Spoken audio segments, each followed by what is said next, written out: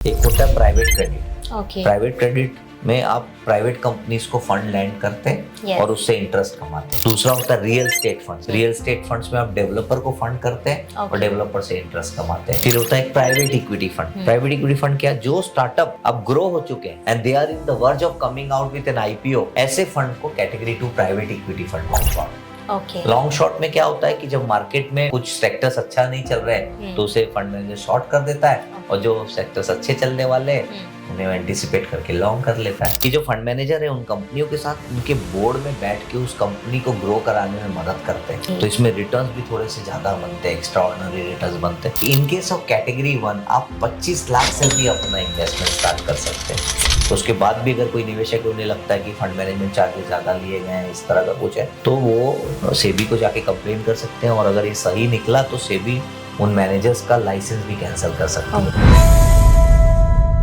Hello everyone, my name is Pooja. We are sitting with Mr. Vikas Agrawal. He is the founder and CEO of Allport Experts. तो और विकास जी आप कैसे हैं? ये बहुत बढ़िया, थैंक यू पूजा जी, आप बहुत अच्छा काम कर रही हैं इस तरह के इन्वेस्टर एजुकेशन के लिए। मुझे लगता है आप ये जो ऑर्गेनाइज किया आपने आज थी एक्सपर्ट शो, उसके लिए मैं आपको बहुत बहुत बधाई देता हूँ। Thank you so much sir.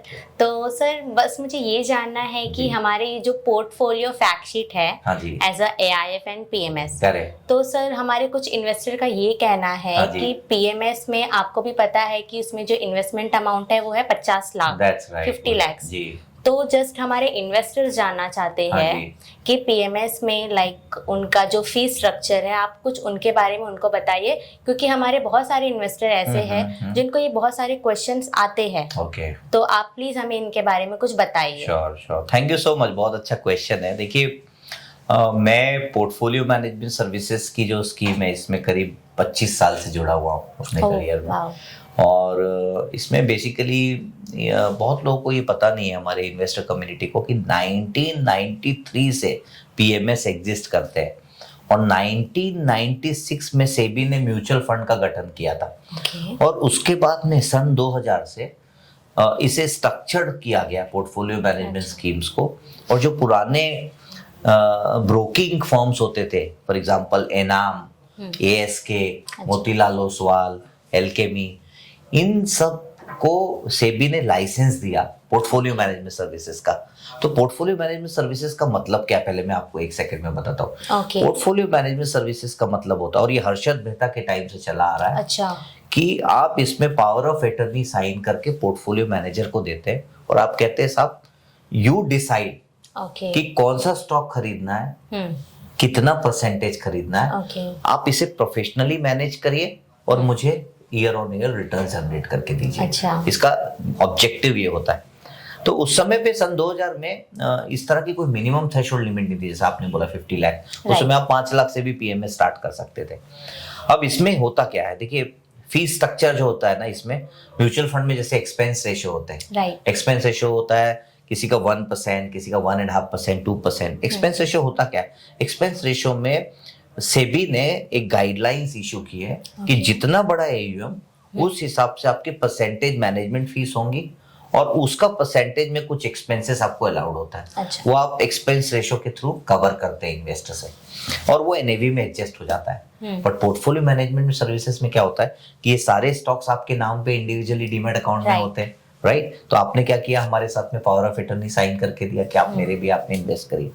अब चूंकि मैं इसको प्रोफेशनली मैनेज कर रहा हूँ, मेरे एक्सपेंसेस हैं, हमारे फंड मैनेजर की सैलरी होती है, रिसर्च एनालिस्ट होती है, रिसर्च खरीदना पड़ता है, इसके सारे एक्सपेंसेस होते हैं। तो हम उसे अब मैनेजमेंट फीस में एक्सपेंस मैनेजमेंट फीस के नाम से हम आपसे कवर करते हैं। तो इसमें 3 तरह के स्ट्रक्चर होते हैं। पहला स्ट्रक्चर होता है फिक्स फी। फिक्स फी का मतलब क्या होता है कि 2% जनरली और 2.5% डिपेंडिंग अपॉन फंड मैनेजर। ये discretion of the fund manager है कि आपको कितनी फीस चार्ज करनी है। But generally 99% of the portfolio managers, अभी टोटल अगर आप PMS का देखते हैं तो 1250 स्कीम्स है जो PMS में एग्जिस्ट करती है as I speak to you. इसमें मोटा मोटी अगर आप देखते हैं तो 1200 स्कीम में you have fix fee option. Fix fee मतलब 2.5%। ओके तो irrespective of the direction of the markets, irrespective of the valuations, okay आपको जो भी आपने मैंडेट दिया है उस पे आपको 2.5% फीस ईयरली लगेगी। ओके अभी नेक्स्ट क्वेश्चन आता है हमारे निवेशकों का कि भाई अगर 55 लाख हो गया तो आप फीस किस पे लेंगे, 50 पे कि 55 पे? राइट तो फीस जो है 55 पे एप्लीकेबल होगी, ओके क्योंकि उसका डेली एनएवी का एवरेज होता है मंथली बेसिस पे। और ये जो सारे फॉर्मूलाज हैं ये रेगुलेटर ने दिए हुए हैं।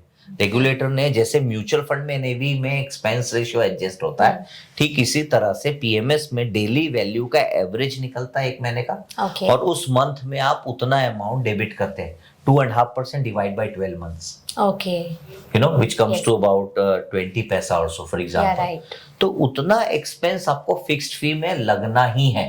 ओके अच्छा, कल को आप बोलेंगे, मेरा क्वेश्चन है कि जी 55 लाख 50 जो है 45 लाख हो गया, हाँ ये भी हो सकता है। हो मार्केट सकता है। के स्वभाव में उतार और चढ़ाव है, तो हो सकता है मार्केट कल को नीचे हो जाए, तो 45 लाख पे आपको फिर फीस लगेगी। ओके तो जो भी उसकी नेट एसेट वैल्यू होगी उस पे आपको फिक्स फी ऑप्शन लेगा। And as I said 90 to 95% of our investors generally opt for fix fee, okay generally. अब इसमें होता है दूसरा स्ट्रक्चर। दूसरे स्ट्रक्चर के बारे में आपको बात करना चाहूंगा, जिसका होता है, स्ट्रक्चर को कहते हैं हम हाइब्रिड स्ट्रक्चर। ओके हाइब्रिड, जैसा कि नाम में लिखा है हाइब्रिड, हाँ। इसका मतलब क्या होता है कि फिक्स फी भी होती है और वेरिएबल फीस भी होती है। अब फिक्स फी समझते हैं। फिक्स फी यहाँ पे आप पहले क्या दे रहे थे, 2.5%, राइट अभी यहाँ पे आप देंगे 1.5%। ओके 1% से आपकी मैनेजमेंट फीस कम हो जाएगी। ओके और आप एक कंडीशन लगाते हैं कि अगर मेरा पोर्टफोलियो 10% के ऊपर रिटर्न देता है तो जो भी प्रॉफिट आएगा 10% के ऊपर उस पे आप 15% रिटर्न देंगे। अच्छा 15% शेयर करेंगे फंड Okay. मैनेजर के साथ। इसका मतलब, कहने का तात्पर्य ये है कि 1.5% फीस तो रेगुलर आप दे रहे हैं, राइट इसके अलावा अगर पोर्टफोलियो 10% से रिटर्न देता है एक्स्ट्रा उस साल में, तो उसमें हो सकता है आपको, जैसे सपोज मैं आपको एग्जांपल की तरह, उदाहरण की तरह हाँ, पे होता है, अगर आपके पोर्टफोलियो ने 15% रिटर्न दिया ठीक है तो 1.5% 1.5% फीस तो चली गई आपकी right. साल भर में। अब पोर्टफोलियो 15%, तो 10 से 15 मतलब 5% एक्स्ट्रा दिया, तो 5% जो है उसका 15%, ओके मतलब आपका 75 पैसा। 75 पैसा आप हमसे और चार्ज करेंगे। तो पहले 1.5 लिया Right. और ये 75 लिया, तो ये हो गया 2.25। इसको Okay. कहते हैं हाइब्रिड स्ट्रक्चर। इसमें एक और स्ट्रक्चर आया है अभी, Okay. जिसको कहते हैं प्योर वेरिएबल स्ट्रक्चर। अब प्योर वेरिएबल स्ट्रक्चर क्या होता है? प्योर वेरिएबल स्ट्रक्चर वो होता है जिसमें आप absolutely you don't charge anything in terms of management fees, so management fee become zero, okay no management fees। अब उसमें आप हडल रेट डिसाइड करते हैं। हडल रेट होता क्या कि भाई, हडल रेट फॉर एग्जांपल मैं उदाहरण के तौर पे आपको बताता हूँ कि जरूर 8% के ऊपर 8% becomes the hurdle rate, okay जो भी रिटर्न आएगा उसका आप 20% लेंगे। ओके इसका मतलब होता है प्योर वेरिएबल कि आपने 1 रुपए भी चार्ज नहीं किया। जो भी पोर्टफोलियो 1 साल बाद हो सकता है मार्केट अप्रिशिएट ना करे, राइट तो आपने कुछ पैसे ही नहीं दिए। कई बार ऐसा होता है, जैसे पिछले 2 साल में आप देखो मार्केट्स हाँ। कहीं नहीं गए, बढ़े नहीं, एकदम नहीं बढ़े तो रिटर्न्स नहीं आए। हाँ तो रिटर्न्स नहीं आए तो इस फीस स्ट्रक्चर में आपका फायदा है कि आपको 1 रुपए भी फीस देनी नहीं। राइट अब इसमें तीसरा जो स्ट्रक्चर है वेरिएबल फीस का, इसमें होता है 0, 8, 20। मतलब अगर पोर्टफोलियो 8% से ज्यादा दिया, फॉर एग्जांपल पोर्टफोलियो ने 20% का रिटर्न दिया, ठीक है तो 20 माइनस हडल रेट 8, तो Right. What you get answer is 12%। 12% का 20% मतलब 2.4%। 2.4 तो right at the end of the day अगर आपका पोर्टफोलियो 100 रुपीज का 120 रुपीज होता है, तो आप उसमें 2.4% फीस देने के लिए लायबल होते हैं। ओके तो इस तरह से 3 पीएमएस स्ट्रक्चर होते हैं, 3 अलग अलग फी स्ट्रक्चर होती है पीएमएस में। ओके इसमें लास्ट पॉइंट मैं आपको क्लेरिफाई करता हूं, मैंने 2 टर्म यहाँ पे यूज किए, पहला था हडल रेट और दूसरा वाटरमार्क। यस तो आपके निवेशकों के लिए मैं ये डिकोड करना चाहता हूँ विथ योर परमिशन। या श्योर एब्सोल्युटली ओके, सो हडल रेट का मतलब होता है कि एक ऐसा परसेंटेज जो फंड मैनेजर डिसाइड करता है कि इस परसेंटेज के नीचे तक मैं कोई भी फीस चार्ज नहीं करूंगा। ओके बट अगर वो 8% या 10% जो भी हडल रेट डिसाइड किया फंड मैनेजर, उसके ऊपर अगर पोर्टफोलियो ने रिटर्न दिया तो ही मैं प्रॉफिट शेयरिंग लूंगा, वरना नहीं लूंगा। ओके दूसरा इसमें जो मैंने टर्म यूज किया जिसके कहते हैं हायर वाटरमार्क। अब हायर वाटरमार्क क्या होता है समझते हैं। हायर वाटरमार्क का मतलब ये होता है कि पोर्टफोलियो सपोज 100 रुपीज आपने डाला, 1 करोड़ रुपए, अब वो 1 करोड़ 20 लाख रुपए हो गया। 1 करोड़ 20 लाख में आपने प्रॉफिट शेयरिंग कर दिया। एक अब नेक्स्ट ईयर के लिए पोर्टफोलियो का जो बेस है अब वो 100 नहीं हो जाएगा, 120 हो जाएगा। अच्छा, तो अब पोर्टफोलियो मैनेजर को 120 के ऊपर आपको रिटर्न देना है।